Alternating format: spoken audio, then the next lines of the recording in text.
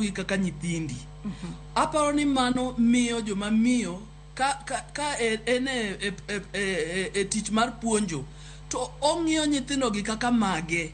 Kineno madwa bayo tidwano duogi e yo nikech ineno nyathini kanyo.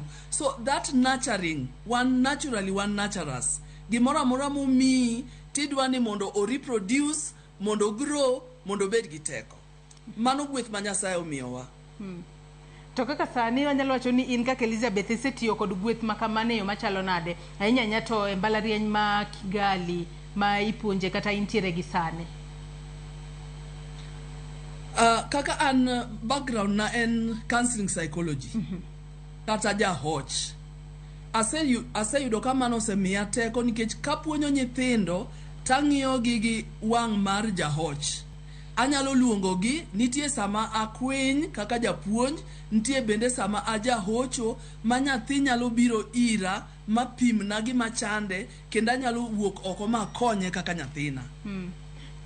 Yes. To kinde mathoth Dr. Elizabeth wanyalo wacho ni e kinde ma ng'ato timo tije nyalo chopo kuma